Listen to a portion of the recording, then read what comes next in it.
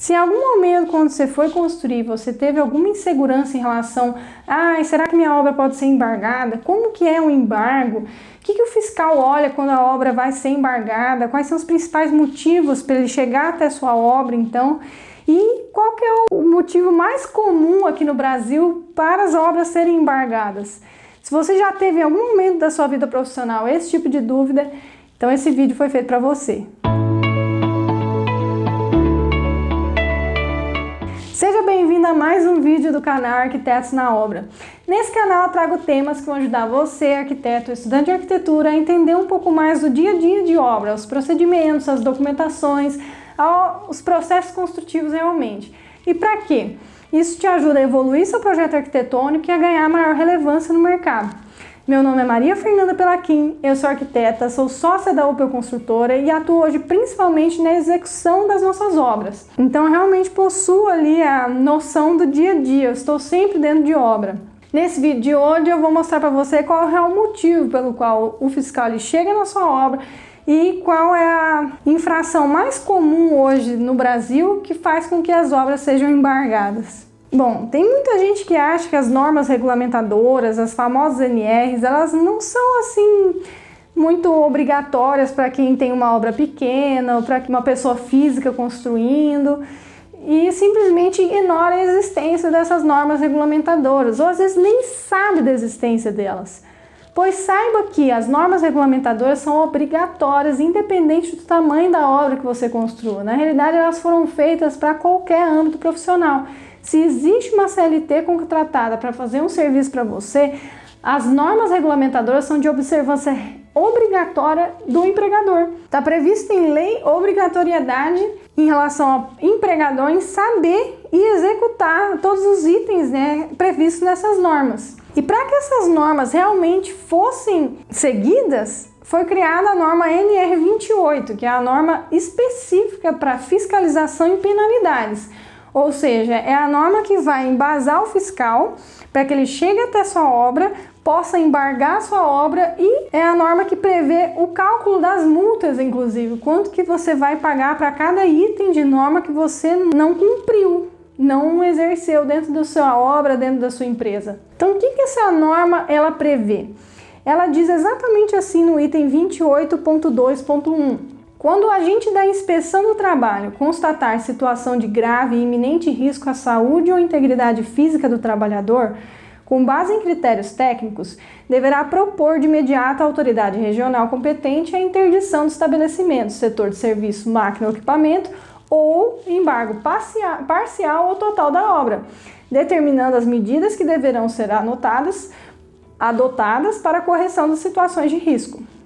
Ou seja, o primeiro motivo que a gente vai aprender aqui pelo qual o fiscal pode chegar à sua obra e embargar a sua obra é quando ela oferece risco à vida do trabalhador. Então quer dizer que existem outros motivos pelo qual o fiscal pode embargar a sua obra? Sim, existem mais dois motivos que normalmente os fiscais acabam embargando sua obra.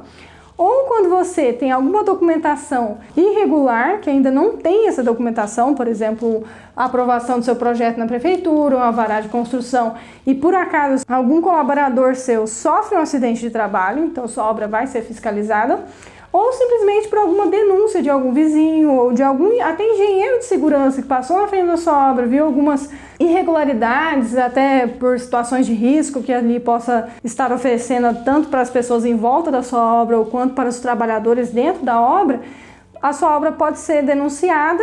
E é muito fácil de denunciar uma obra, não sei se você sabe, qualquer pessoa pode denunciar uma obra, seja um vizinho, seja um transeunte, e a partir dessa denúncia, então, você vai receber a visita de um fiscal. Bom, vamos lá. Então, fatores concretos que realmente fazem com que o fiscal chegue à sua obra. Não sei se você sabe, mas para iniciar toda e qualquer obra, independente do tamanho, independente do que você vai fazer, se é uma reforma, se é um acréscimo, se é uma demolição, se é uma pintura, seja lá qual for a obra, você precisa fazer a comunicação prévia dessa obra no Ministério do Trabalho.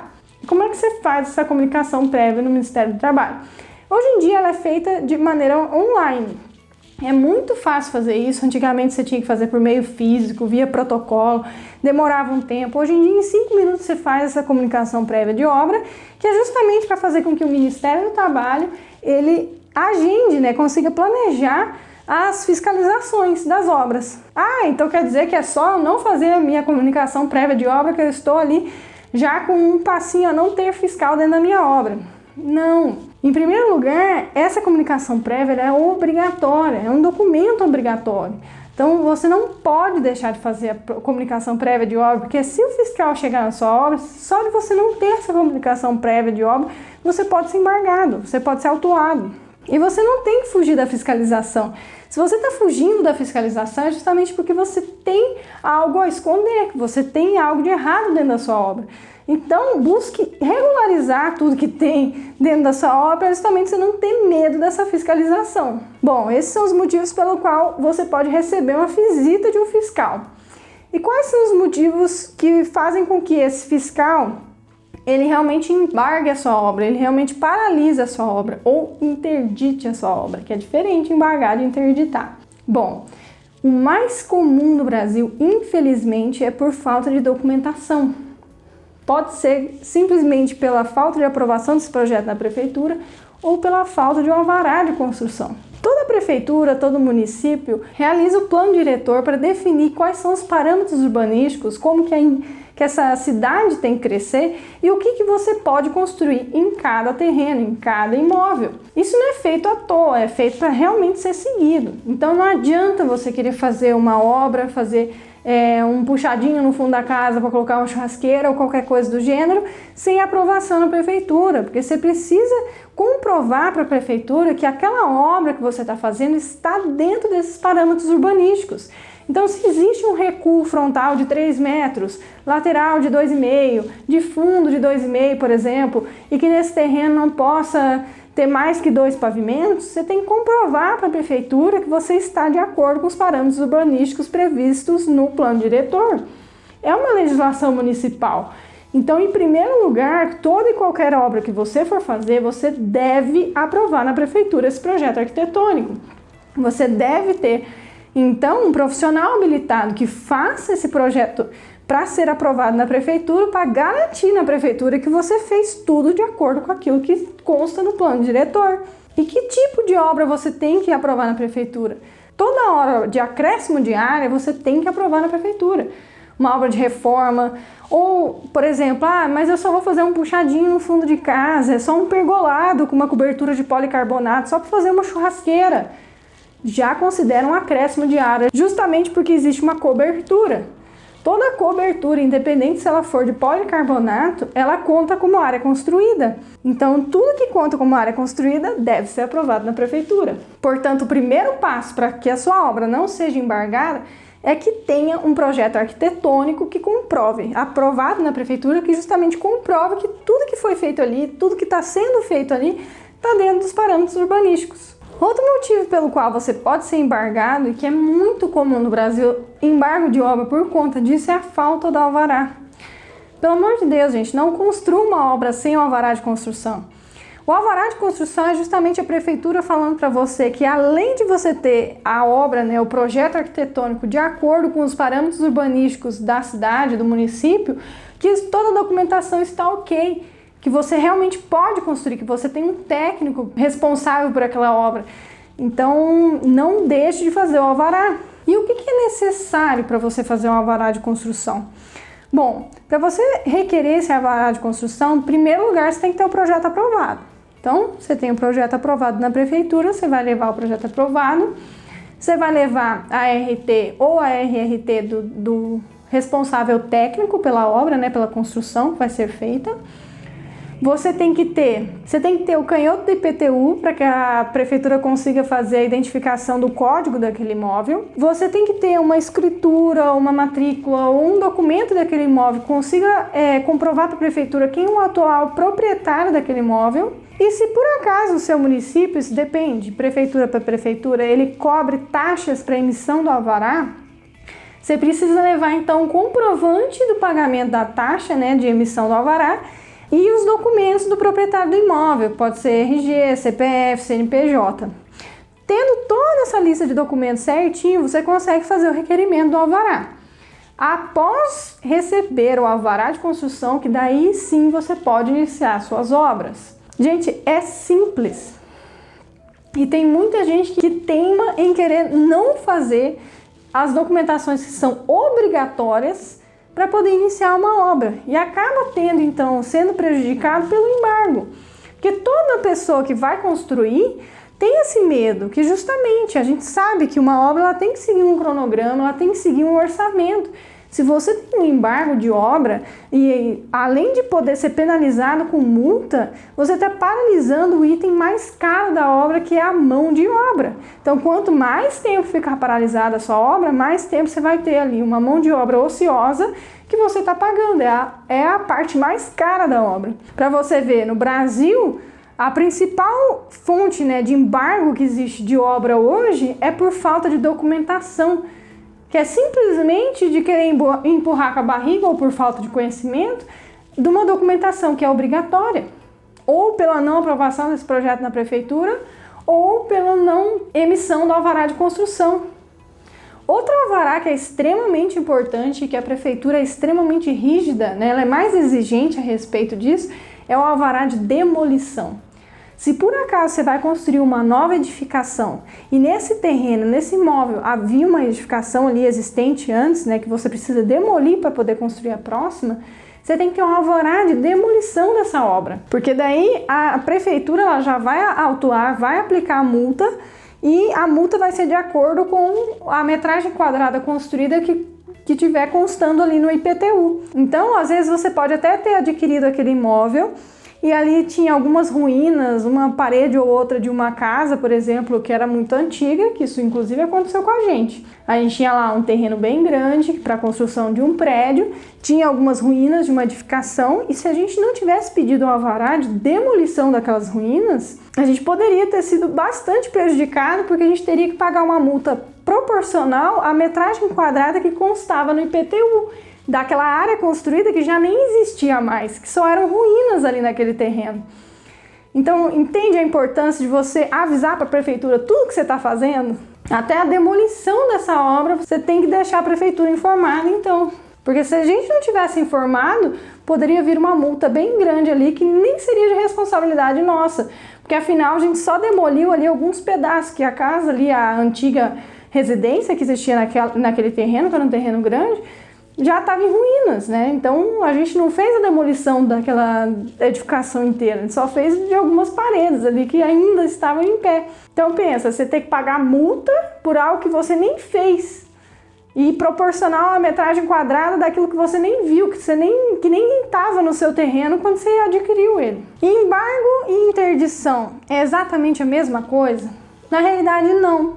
O embargo é a paralisação, então ela ocorre geralmente por essa falta de documentação, não oferece risco a ninguém, é simplesmente você está irregular em relação à prefeitura, as documentações. Agora, a interdição é quando a sua obra ela apresenta algum tipo de patologia que oferece algum risco de vida a alguém, ou simplesmente pela forma que está sendo trabalhada aquela obra, oferece risco aos próprios trabalhadores ou às pessoas em volta, os vizinhos. Vamos dizer que você está construindo um prédio, que você não coloca o bandejão ali de proteção, que você não coloca uma tela, e daí tem uma calçada logo ali na frente, então existe um risco muito grande de cair alguma coisa ali. Então a prefeitura, na realidade, vai ser a Defesa Civil que vai fazer a interdição daquela obra.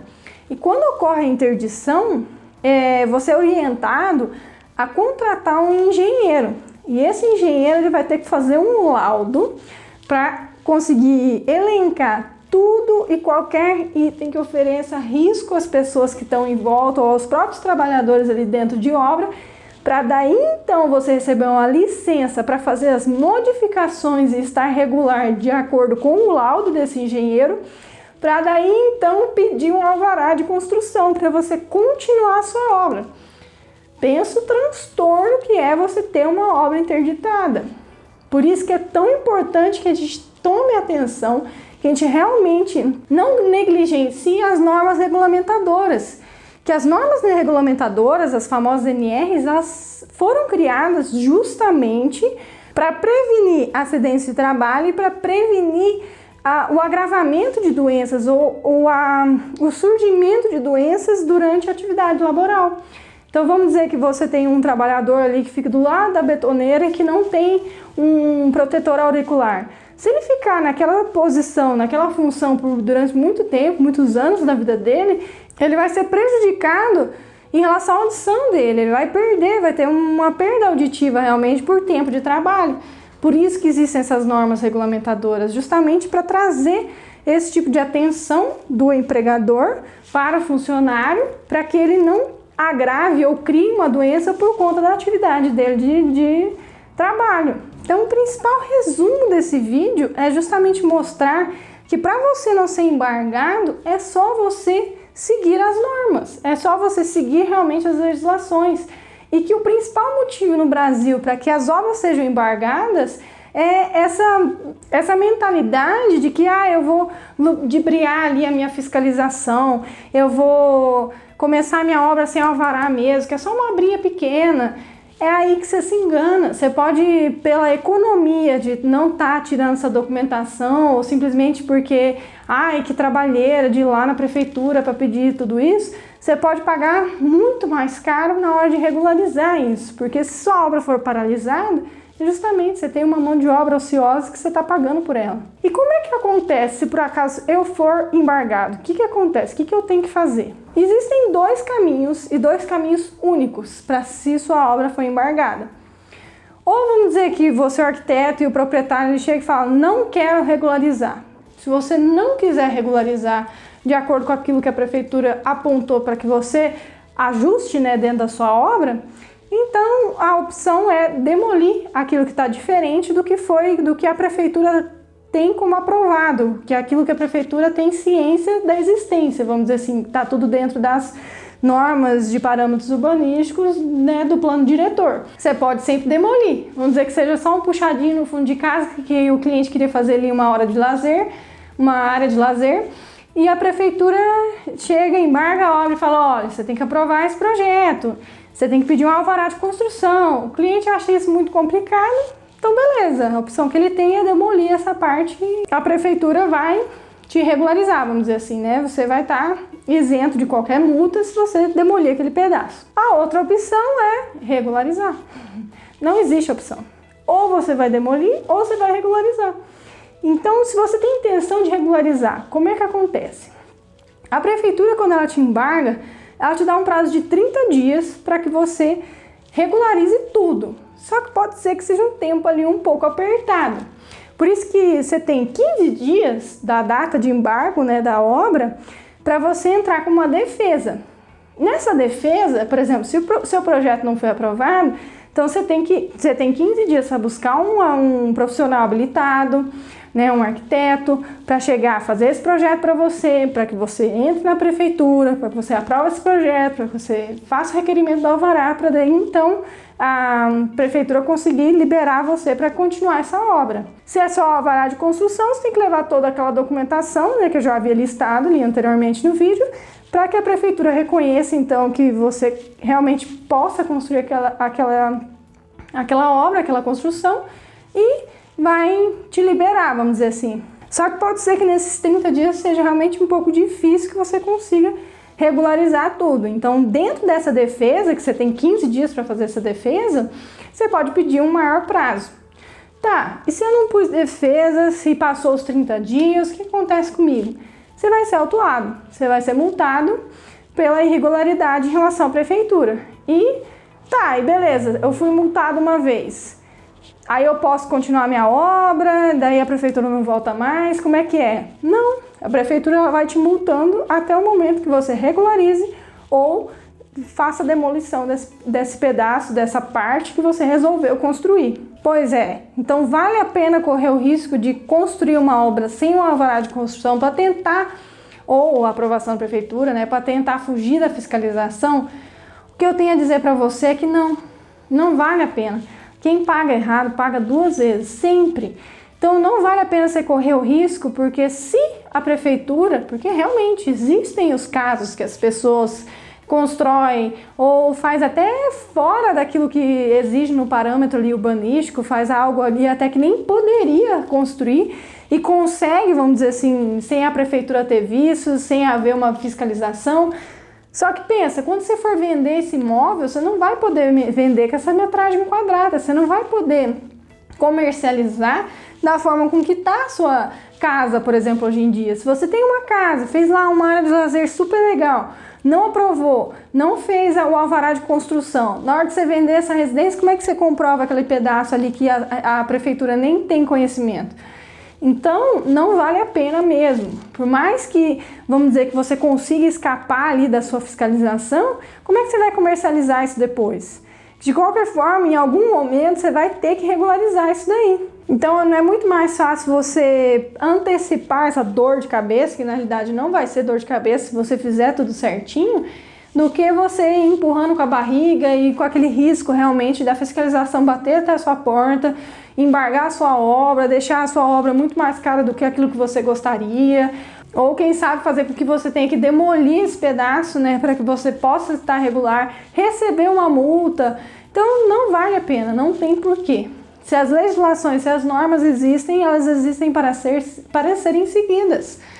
Não adianta a gente querer ludibriar e querer dar a volta ali, até porque existem multas para pessoas que tentam embaraçar ou que tentam fugir da fiscalização. Então, se por acaso bate um fiscal na sua obra e você tenta esconder aquilo que você está fazendo de errado, você pode ser multado simplesmente por tentar esconder isso. Então, não faça irregular. Tenta fazer tudo sempre muito certinho, que quanto mais você segue as normas, quanto mais você está dentro daquilo que a prefeitura prevê, daquilo que a prefeitura quer, menos você vai ter dor de cabeça, menos você vai ter trabalho, menos seu cliente vai ter problema em relação à prefeitura. Vamos acabar com esse comentário, com essa consciência de que é um transtorno construir, que construir é ruim demais. Ai, porque a obra não valeu a pena, eu gosto da minha casa, mas a minha obra não valeu a pena. Quanto mais nossos clientes têm essa noção de construção, menos ele vai recomendar outras pessoas que construam. Ele não vai falar para os amigos, para os colegas, para os familiares, para ele construir, para contratar você como arquiteto para poder construir. Porque foi um trauma tão grande, às vezes um embargo, uma multa e todos os quesitos por trás de uma obra, foi tão massacrante aquilo que ele vai desmotivar as pessoas que estão em volta a querer construir, se é que tinha alguém ali com aquela vontade. Então, nós arquitetos, nós temos que realmente ter maior inteligência e tirar essas dores dos nossos clientes. Então é isso, pessoal. Espero que vocês tenham gostado desse vídeo. Clique em gostei se você gostou desse vídeo, se você aprendeu alguma coisa em relação à obra. Se você ainda tem dúvidas em relação ao que fazer, quais são os documentos obrigatórios para iniciar uma obra, que não é só a comunicação prévia de obra, não é só o alvará de construção, tem alguns outros que você precisa prestar atenção para iniciar uma obra. Assiste esse vídeo então, que eu fiz um específico disso. São 7 itens negligenciados e que muitos deles são obrigatórios para que a gente faça antes de iniciar uma obra. Compartilhe esse vídeo com alguém que você acha que também precisa saber um pouquinho mais em relação ao embargo ou tem dúvidas em relação ao embargo de obra. E é isso. Te vejo no próximo vídeo e um beijo!